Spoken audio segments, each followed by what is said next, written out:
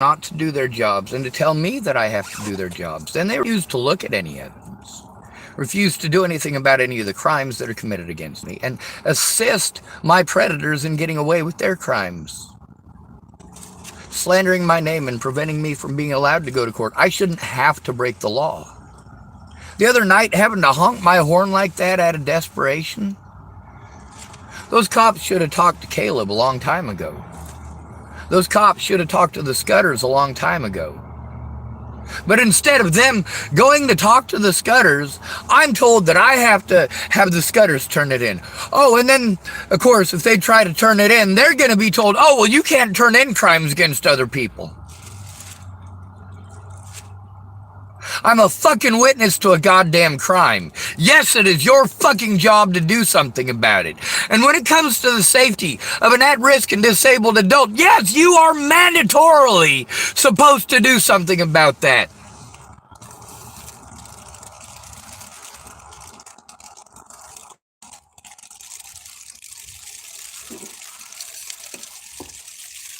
My friends did not care a whole awful lot. And of course, I'm supposed to believe that that's somehow my fault. That's a little screwy to me.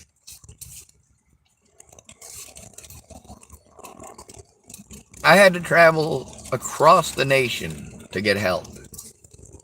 When I was in various places, I was told I couldn't turn in any of the crimes against my predators because I was in the wrong jurisdiction. Or, of course, I'd be told, oh, well, it's a national thing, so you can turn it in anywhere. And then I try to turn it in, they're like, oh, well, that's out of our jurisdiction. Well, hold on a second. Now I've got hundreds and hundreds of calls with hundreds of people, each one of them telling me something different. It's not my fault that these people do not want to do their jobs.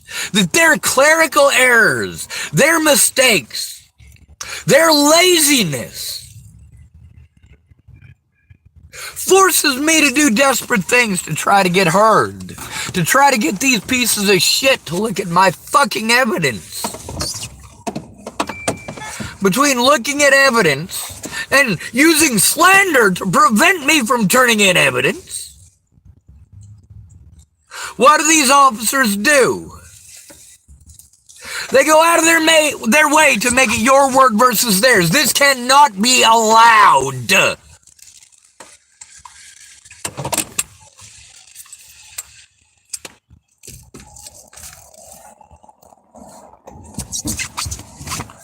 These officers have repeatedly, habitually gone out of their way to ignore any and all crimes against me. I'm not the only person they do it to. There's lots of other homeless people here going through it. Now, I get told that these agencies have helped people. Oh, well, they've helped people. Yeah, I've heard that, but not at any of the homeless people. They need to turn in their predators, and you want them to be thankful for the rest of eternity over a goddamn blanket. They weren't sent there for a fucking blanket.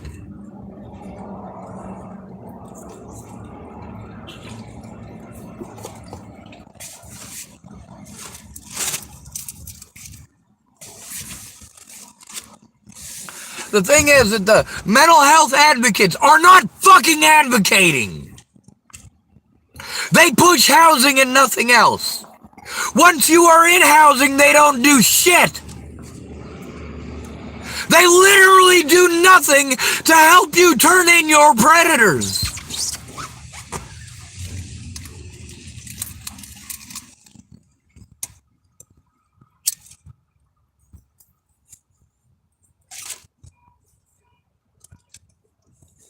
I'm sent to these places so that I have a peaceful and quiet place to go through the evidence and send it to who it needs to fucking go to.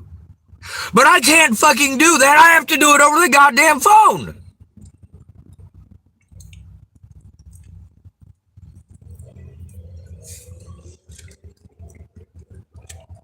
They're not following the legal processes that are required of them because there is no oversight.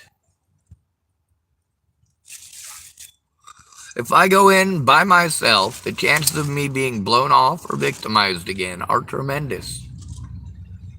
the chances of officers who I'm trying to turn in actually doing their job is non-existent. In every single one of these cases, these officers wanted to write their own narrative. And by preventing me from even being allowed to go to court, they allowed my predators to automatically win. This is not okay. Nobody took this situation seriously. My friends victimized the fuck out of me for trying to get help. That's right, assaults by my own friends. I was assaulted by Derek Parrish before Natalie was killed. I was assaulted by Christopher Tapp after Natalie was killed.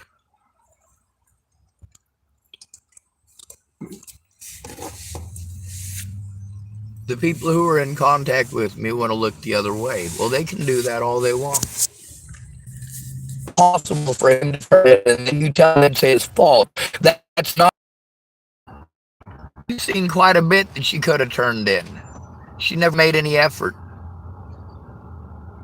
None of these people made any effort to turn these crimes in to law enforcement with me. Not one. Not.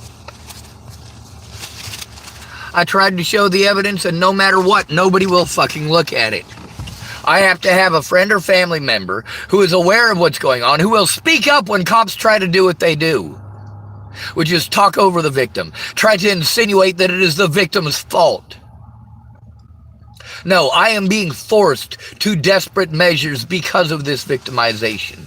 Because of being forced to do these things in public. Being forced to turn in my predators to my predators. This is not acceptable.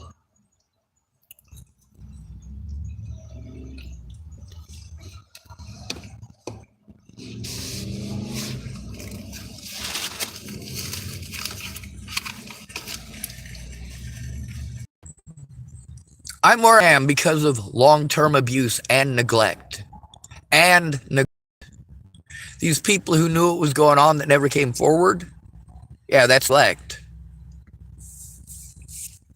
The people who I went to for help, who insisted that I bring things to them,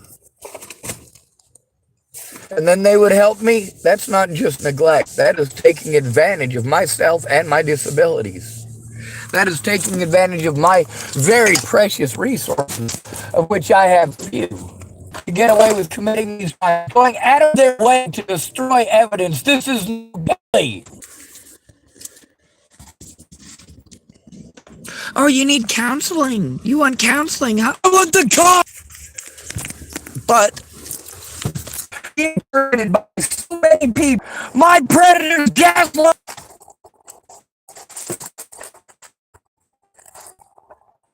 I'm hoping that it's not over at that crazier than fucking squirrel turds.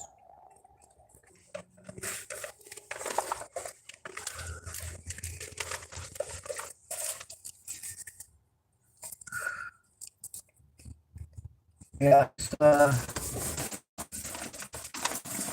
as well as Leslie Snell and getting away with hers. Obvious related. Now, Clinton and Snell, he was one of the people I did let my friends know about when I tried very nicely to have a decent working relationship with the man, despite the fact that, well, when Christopher Kurth and a guy who looked like a Frericks decided they were going to threaten my life on multiple occasions, mind you. They were saying that there was other people that were going to harm me. One of the names that they gave me was Clinton Snell. Now, when it comes to Clinton Snell, yeah, I have to say wife. I can't call him a man. He's the wife in the relationship. It's all right. We don't follow gender rules here. It's okay for the man to play the woman's role, in my opinion. It's okay for a woman to play the man's role, in my opinion. You are who you are. However, For the four of those people to assist Scott DaCosta in committing the crimes that he committed and getting away with it, assisting their coworkers and friends in getting away with it. And of course, with Nicole Knudsen being one of the people that I contacted about it to try to get help. Yes, there is absolutely evidence of it. There's also the conversations with, God, what's his name? Carl Snell. That's that Frerichs ended up being, was Carl Snell. He wasn't a Frerichs. He just looked like one. Frerichs is in fact, Jerry Sparks was married to Frerichs for a while. She's got two kids. Well, they're adults now, but she did have two offspring with one of the Frerichs. Matter of fact, she has two kids with the brother of Cheyenne County Sheriff Adam Frerichs. So, I mean, here, my predators all got the hookup as far as law enforcement goes. Law enforcement is not going to do their jobs there to do a goddamn thing. There was absolutely a conflict of interest from the very start. The abuse that I have had to endure because of this, nobody should have to go through. Nobody should be forced to do their public pretender's job. Nobody should be some predators like Matty Boa. Spoke up.